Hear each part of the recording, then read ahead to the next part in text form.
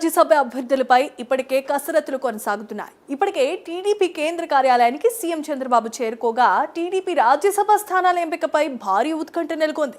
మరోవైపు రాజ్యసభ రేసులో ఉన్న అభ్యర్థులు పార్టీ కార్యాలయానికి క్యూ కడుతున్నారు.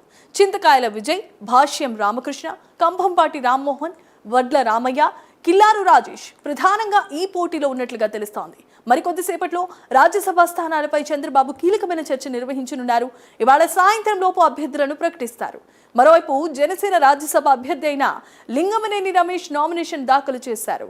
అనంతరం ఉప ముఖ్యమంత్రి పవన్ కళ్యాణ్తో లింగమనేని భేటీ అయ్యి ప్రత్యేక కృతజ్ఞతలు తెలిపారు. ఇదే అంశానికి సంబంధించి మరిన్ని అప్డేట్స్ ను మా కరెస్పాండెంట్ శ్రీహరి లైవ్ ద్వారా అందించడానికి సిద్ధంగా ఉన్నారు. Srihari, over to you.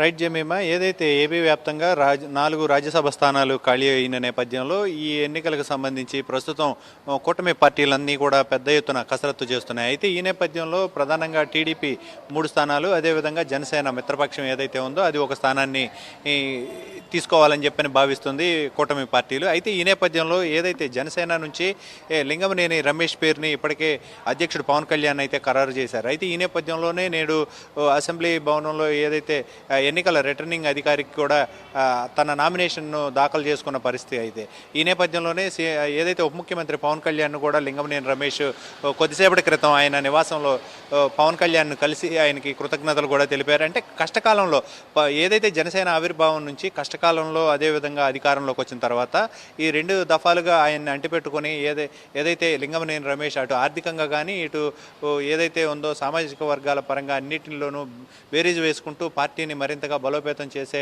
క్రమంలో ఈ పార్టీకి వెన్నుదండులుగా ఉంటున్న నేతలు ఎవరైతే ఉన్నారో వారందరికీ కూడా పార్టీ పదవులను కట్టబెట్టాలని చెప్పని అధిష్టానం భావిస్తుంది. అయితే ఈ నేపథ్యంలోనే లింగమనేని రమేష్కు ఏదైతే ఈ రాజ్యసభ ఒక స్థానం ఏదైతే ఉందో అది లింగమనేని రమేష్కు కేటాయించడం జరిగింది. ఈరోజు నామినేషన్ కూడా వేయడంతో పాటు అదేవిధంగా ఉప ముఖ్యమంత్రి పవన్ కళ్యాణ్ కూడా మరి కొద్దిసేపటి క్రితం ఆయన కలిసి కృతజ్ఞతలు కూడా తెలిపిన పరిస్థితి. అయితే దీంతో పాటు ఏదైతే కూటమి పార్టీ మరో తెలుగుదేశం పార్టీ ఏదైతే ఉందో ఇప్పటికే 3 స్థానాలు తీసుకున్న తెలుగుదేశం ఏదైతే ఉందో ఇప్పటికీ అభ్యర్థులను అయితే పెద్ద ఎత్తున ఆశావాహులు భారీ స్థాయిలో అంటే కూటమి పార్టీలు ముందు ఏదైతే అంటే గత 5 ఏళ్ల పాలనలో ఏదైతే పార్టీకి వెన్నుదండుగా అదే కష్టకాలంలో నిలబడిన కార్యకర్తలు ఎవరైతే నాయకులు ఎవరైతే ఉన్నారో వారందరినీ కూడా పార్టీ అధిష్టానం మరింతగా గుర్తుపెట్టుకుని వారందరికీ పదవులు ఇవ్వాలనే ఆలోచనతో అయితే ఉంది. అయితే ఈ నేపథ్యంలోనే అంటే యువనేత నారా లోకేష్ యువగళం పాదయాత్రలో తను అడుగున ఏదైతే ఉందో తన అడుగుతో పాటు అడుగులు వేసిన నాయకులు ఎవరైతే ఉన్నారో వారందరికీ కూడా ఏదైతే నామినేటెడ్ పదవులు ఉన్నాయో వీటన్నిటిని కూడా ఇవ్వాలని చెప్పని భావిస్తున్న తరుణంలో కిల్లారు రాజేష్ పేరు ప్రముఖంగా మొదట్లో బాగా వినిపించింది. అయితే ప్రస్తుతం ఏదైతే ఈరోజు చూసుకున్నట్లయితే మొత్తం ఓవరాల్గా ఒక 7-8 మంది పేర్లు వినపడుతున్నప్పటికీ ప్రధానంగా సానా సతీష్, అదేవిధంగా భాష్యం రామకృష్ణ, దాంతోపాటు కిల్లారు రాజేష్ లేదంటే చింతకాయల అయ్యన్న పాత్రుడు కొడుకు ఎవరైతే ఉన్నారో చింతకాయల విజయ్ ఇతని పేరు కూడా తెరపైకి రావడం, అదేవిధంగా ఇవన్నీ ఈ 4 పేర్లు మరింతగా వినపడుతున్న పరిస్థితి అయితే కనపడుతుంది. ఏదేమైనప్పటికీ పార్టీని అటు కష్టకాలంలో ఉన్నప్పుడు అందరూ కూడా వెన్నుదండుగా నిలబడిన నాయకులు ఎవరైతే ఉన్నారో వీరందరినీ కూడా బేరీజు వేసుకుంటూ లేదంటే బీసీ మహిళకి ఎవరికైనా కేటాయిస్తే ఎలా ఉంటుంది, అదేవిధంగా ఎస్సీ నాయకులు కొంతమంది ఎవరైతే ఉన్నారో వారు కూడా తమకు కావాలంటూ ఆశావాహులు అయితే ఉన్న పరిస్థితి, వారికి ఇస్తే ఎలా ఉంటుంది అనే దాని మీద కుల సమీకరణాలు అదేవిధంగా స్థానికంగా ఉండే రాష్ట్ర వ్యాప్తంగా రాజకీయ సమీకరణాలు ఎలా ఉంటాయి ఎవరికి ఇస్తే అనే దానిపైన కొంత కసరత్తు చేస్తూ ఉన్నది. ఈ నేపథ్యంలోనే నేడు సీఎం చంద్రబాబును కలిసేందుకు కొంతమంది ఎవరైతే ఆశావాహులు ఉన్నారో వారంతా కూడా క్యూ కడుతున్న పరిస్థితి.